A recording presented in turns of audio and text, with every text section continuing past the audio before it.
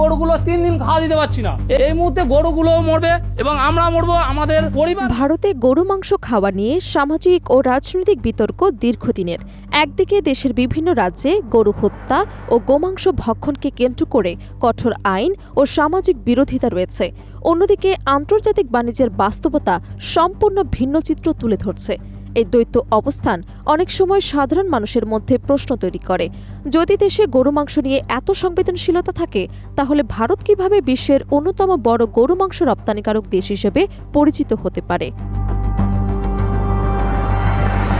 সরকারি ও বাণিজ্যিক তথ্য অনুযায়ী ভারতের গরু মাংস রপ্তানির বড় অংশ আসে বাফেলো মিট বা মহিষের মাংস থেকে, যাকে আন্তর্জাতিক বাজারে সাধারণত বিফ হিসেবে ধরা হয়। এটি মূলত গরুর মাংস নয়, বরং মহিষের মাংস, যা ভারতের কৃষি এবং পশুপালন শিল্পের একটি গুরুত্বপূর্ণ উপপণ্য। এই পার্থক্যই পুরো বিতর্কের কেন্দ্রে একটি বড় ব্যাখ্যা হিসেবে কাজ করে। ভারতে গোমাংস নিয়ে আইনগত কাঠামো রাজ্যভেদে ভিন্ন। কিছু রাজ্যে গরু হত্যা সম্পূর্ণ নিষিদ্ধ, আবার কিছু রাজ্যে শর্ত সাপেক্ষে অনুমোদিত। এই বৈচিত্র্যের কারণে দেশের অভ্যন্তরীণ নীতি ও আন্তর্জাতিক বাণিজ্যের মধ্যে একটি জটিল ভারসাম্য তৈরি হয়েছে। ফলে দেশে যেখানে গরুর প্রতি ধর্মীয় ও সাংস্কৃতিক সংবেদনশীলতা রয়েছে, সেখানে অর্থনৈতিক বাস্তবতায় পশুপালন শিল্পকে কেন্দ্র করে একটি বড় রপ্তানি খাত গড়ে উঠেছে। ভারতের কৃষি অর্থনীতিতে গবাদি পশু একটি গুরুত্বপূর্ণ ভূমিকা পালন করে। দুধ উৎপাদনের পর যে মহিষ বা গরু আর উৎপাদনশীল থাকে না, সেগুলো অনেক ক্ষেত্রে মাংস প্রক্রিয়াজাত শিল্পে ব্যবহৃত হয়। এই খাতটি সরাসরি লাখো মানুষের কর্মসংস্থান তৈরি করে এবং বৈদেশিক মুদ্রা আয়ের একটি বড় উৎস হিসেবে কাজ করে।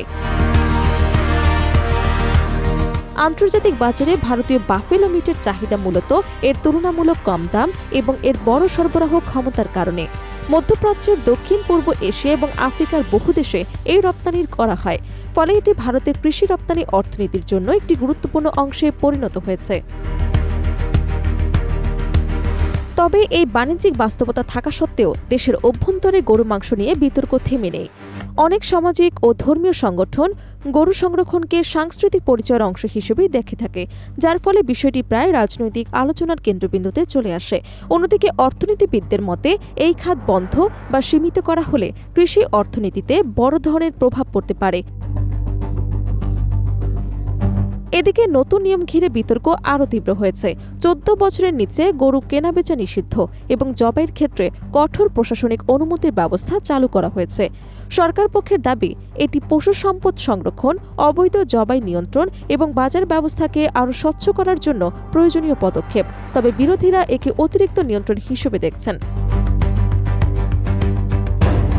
বিরোধী পক্ষের অভিযোগ, এই নিয়ম বাস্তবায়নে অতিরিক্ত প্রশাসনিক চাপ তৈরি হবে, যা সাধারণ মানুষ ও পশু ব্যবসার উপর সরাসরি প্রভাব ফেলতে পারে। বিশেষ করে গ্রামীণ অর্থনীতিতে যারা পশুপালনের উপর নির্ভরশীল, তারা অনিশ্চয়তার মুখে পড়বেন বলে আশঙ্কা করা হচ্ছে। সব মিলিয়ে ভারতের গরু মাংস বিতর্ক কেবল খাদ্যাভ্যাস বা ধর্মীয় বিশ্বাসের বিষয় নয়, বরং এটি অর্থনৈতিক, সাংস্কৃতিক এবং নীতি নির্ধারণের একটি জটিল সংযোগ। একদিকে ঐতিহ্য ও ধর্মীয় অনুভূতি, অন্যদিকে বৈদেশিক বাণিজ্য ও জীবিকা। এই দুই বাস্তবতার মাঝখানে দাঁড়িয়ে আছে ভারতের বিফ রপ্তানি ইস্যু।